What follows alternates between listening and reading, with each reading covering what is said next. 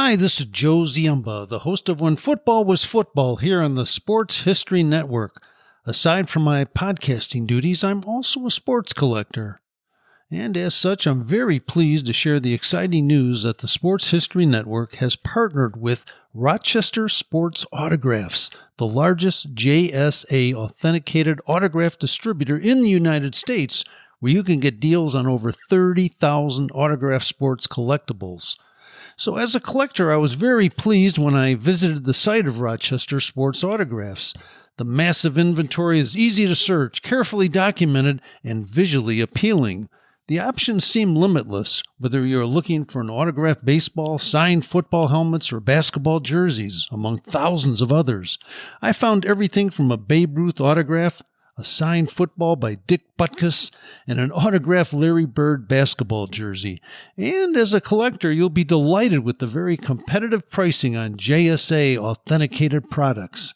Made possible since RSA deals directly with athletes, so there's no extra markup, and the savings are passed on directly to the customer.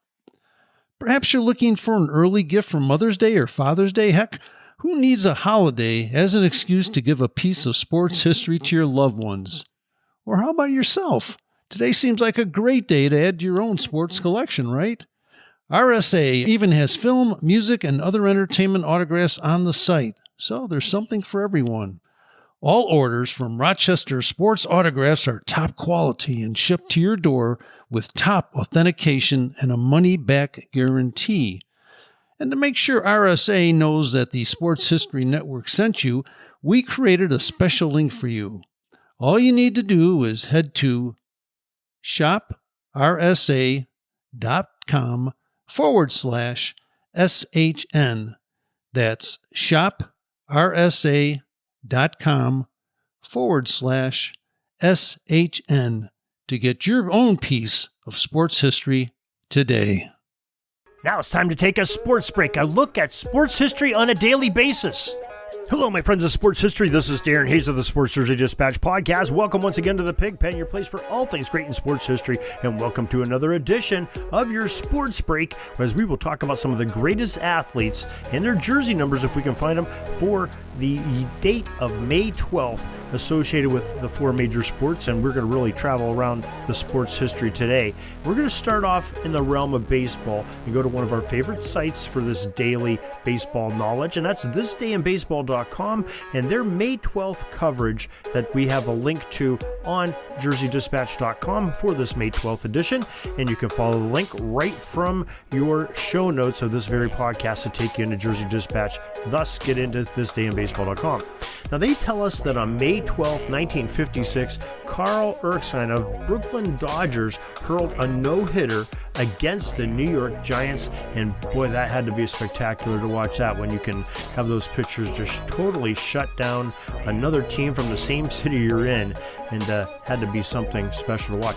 Now, this day, May 12th in the year 2000, thisdayinbaseball.com tells us that Boston Red Sox pitcher Pedro Martinez, who posted 17 strikeouts in his last start on May 6th against Tampa Bay, struck out 15 in a 9-0 shutout over the Baltimore Orioles to tie an American League record set by the Cleveland Indians' Louis Tiant in 1968 for the most strikeouts in two games. And boy, he was on.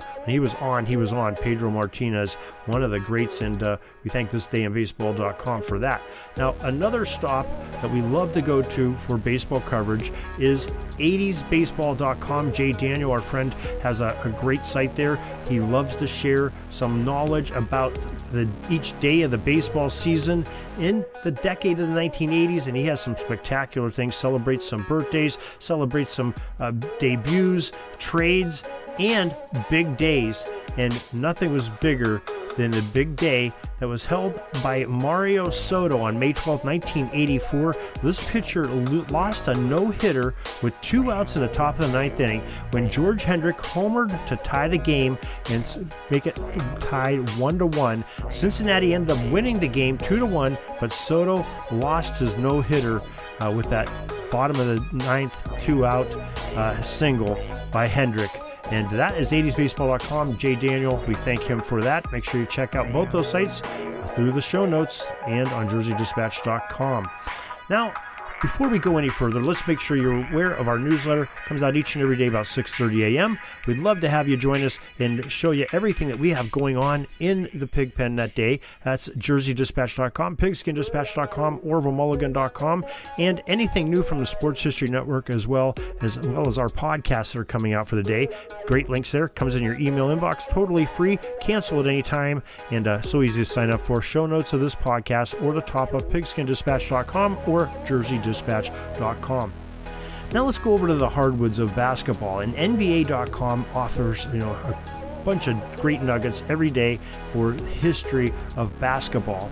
And on this date, May 12, 1985, the New York Knicks won their first ever NBA draft lottery. It enabled the Knickerbockers to select Georgetown center Patrick Ewing, who would end up wearing number 33 with the Knicks, as the first pick in the 1985 NBA draft. And boy, when you can get a big man with the talent of Patrick Ewing, you're going to grab onto that. So they were winning the lottery on that day.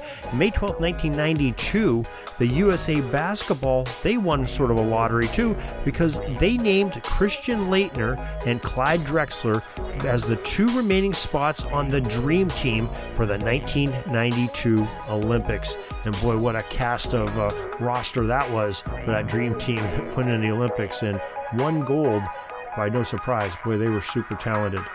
So let's go and talk about maybe a birthday that's happening today on this day in sports, and it comes from the realm of baseball. And one of the most biggest characters in baseball history had to be Yogi Berra. He was born on May 12, 1925 in St. Louis, Missouri, and he was a Hall of Fame catcher. Now, Yogi played catcher, left field, right field, and first base, and third base, wearing the number 8 on the New York Yankees from 1948 to 1963. He was their manager in 1985. Managed the Mets in 65, the Astros in 1987. For 19 seasons, he batted with a .285 career batting average, had an on-base percentage of 42, and 358 home runs, and always was a great quote after a game, before a game, whenever reporters could get a mic in front of him and take some notes. Yogi Berra always had something amazing to say, and his common sense and Captain Obvious type quotes are just infamous, and still we use them today. What a character, Yogi Berra, born this day. Now, let's go back into our sports history and talk about a little bit more baseball. May 12, 1910, ace pitcher and future Hall of Famer of the Philadelphia Athletics, Charles Bender, threw a no-hit shutout against the Cleveland Naps. They won 4-0. Bender would go on to win 3 World Series championships during his illustrious baseball career. And on May 12th, 1955, and also a bit of history here. Now, there are some guys from baseball that have great nicknames, and this next story for sports is a dandy. Now, Chicago Cubs pitcher, number 27, known as the Toothpick. Now, his real name was Sam Jones, and he became the first African-American to pitch a no-hitter in Major League Baseball.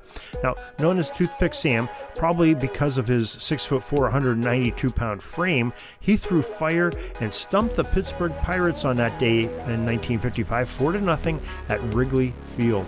Great name in baseball and great pitcher. May 12, 1956, we had another great Brooklyn Dodger pitcher, number 17, Carl Erskine, blanked the New York Giants 3-0 in his second career no-hitter.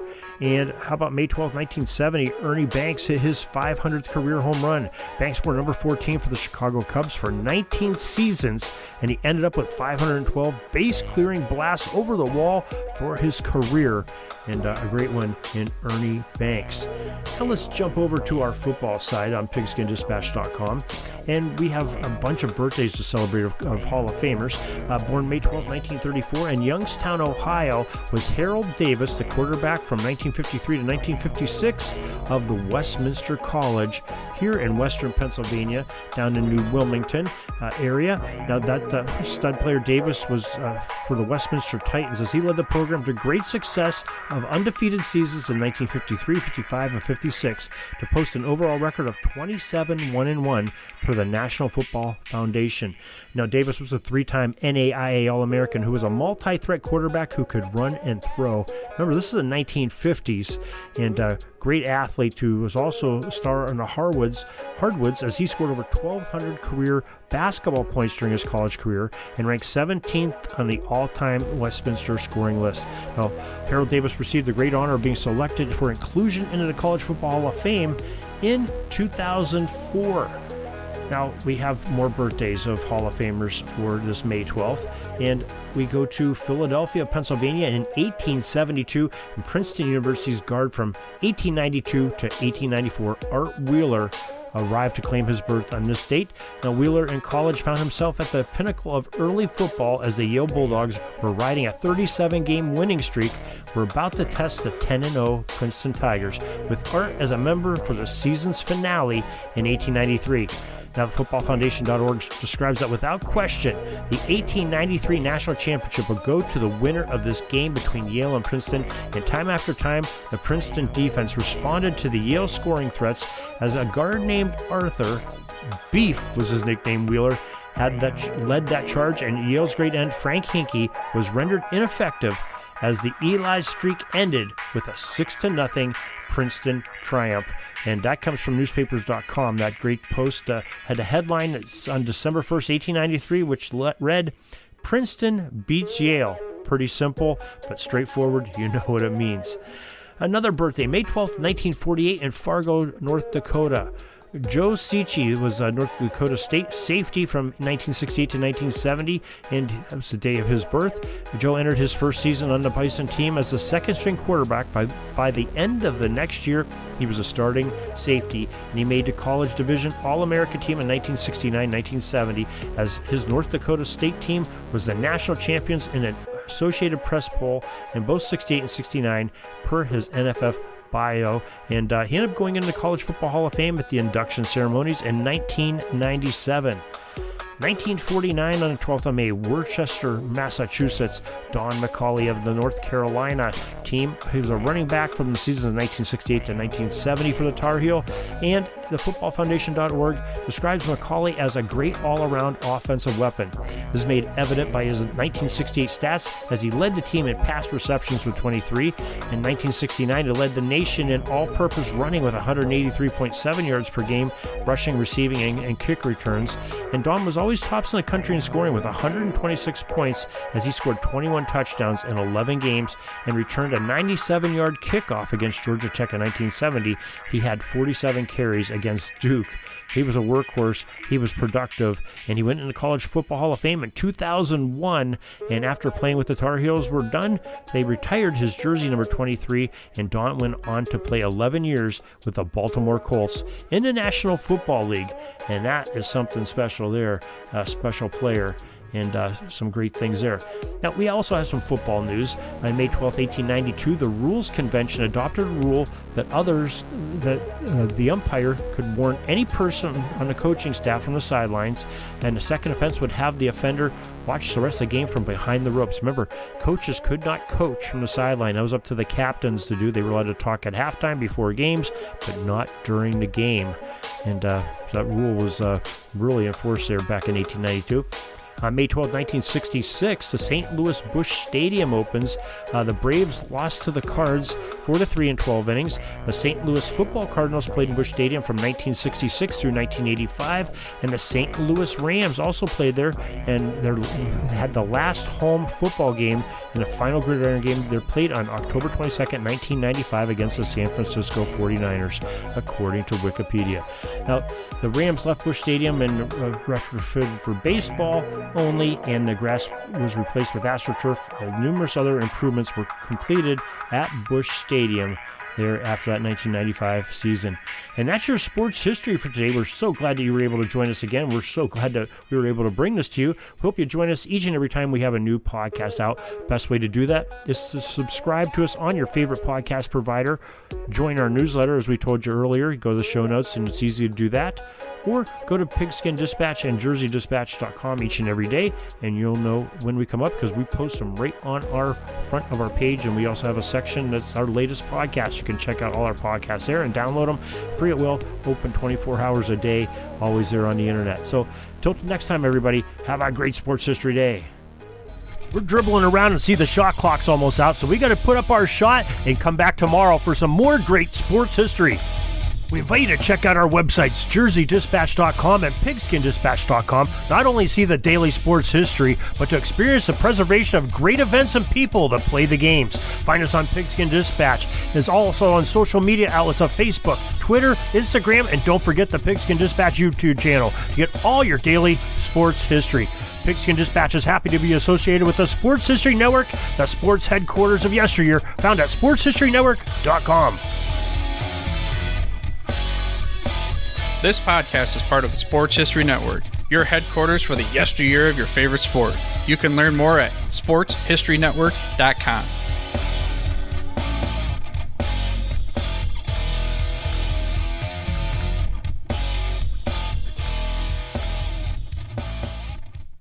Hi, this is Joe Ziemba, the host of When Football Was Football, here on the Sports History Network.